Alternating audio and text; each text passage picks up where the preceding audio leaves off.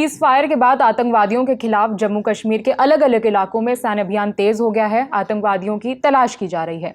इसी का नतीजा है कि आज यानी कि 13 मई की तारीख को एक मुठभेड़ हुई सुरक्षा बलों और आतंकवादियों की। इस मुठभेड़ में क्या हुआ, ये बताने के लिए हमारे साथ न्यूज रूम में नीरज है।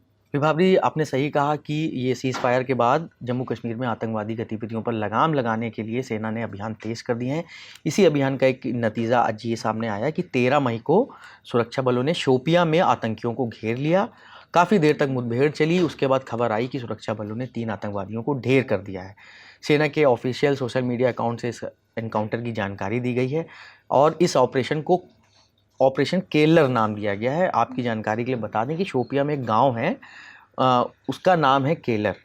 तो सेना के मुताबिक 13 मई 2025 यानी आज के दिन राष्ट्रीय राइफल्स यूनिट की विशेष खुफिया जानकारी के आधार पर आतंकियों की मौजूदगी के बारे में पता चला शोपिया में। इसके बाद सेना ने सर्च ऑपरेशन और डिस्ट्रॉय ऑपरेशन शुरू किया, ऐसा कहना है सेना का।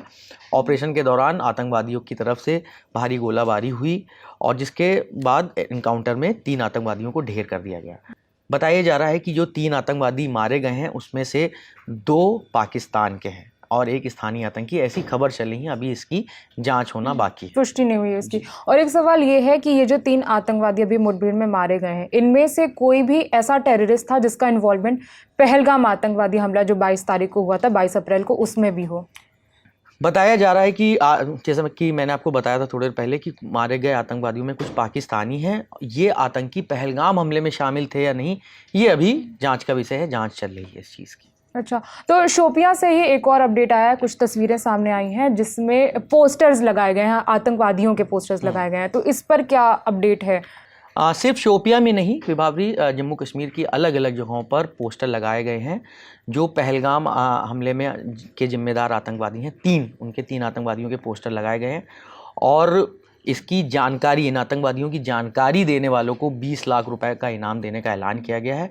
और ये भी कहा गया है कि हमलावरों की जो जानकारी देगा इन आतंकवादियों की, उनकी पहचान को गुप्त रखा जाएगा। बाकी इस पोस्टर में क्या लिखा है तो इंडिया टुडे के संवाददाता एजाज हमें बताएंगे, सुनिए। दक्षिण कश्मीर के शोपियां के मुख्तलिफ इलाकों में आज सुबह सवेरे ऐसे पोस्टर्स देखने को मिले जिसमें से ये जो 3 दहशतगर्द है, ये जो हथियारों से लेस है, ऑटोमेटिक हथियारों से लेस है।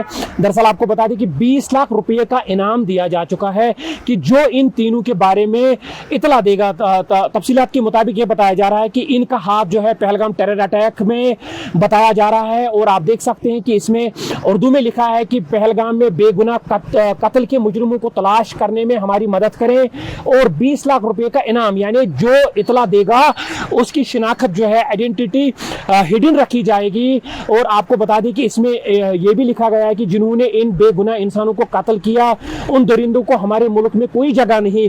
इतला देने वाले को 20 लाख रुपए से ज्यादा का इनाम दिया जाएगा।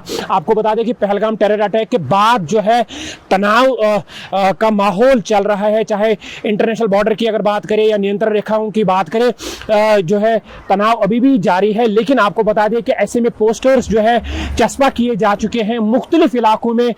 शोपियां डिस्ट्रिक्ट के बेशतर इलाकों में जो है आज सुबह ये पोस्टर्स देखने को मिल गए जिसमें ये बताया जा रहा है कि जो इतला देगा इन 3 आतंकियों के बारे में, उनको 20 लाख से ज्यादा इनाम दिया जाएगा। आपने देखा कि ये पोस्टर में क्या लिखा हुआ है। इससे पहले भी आतंकियों के स्केच जारी किए गए थे।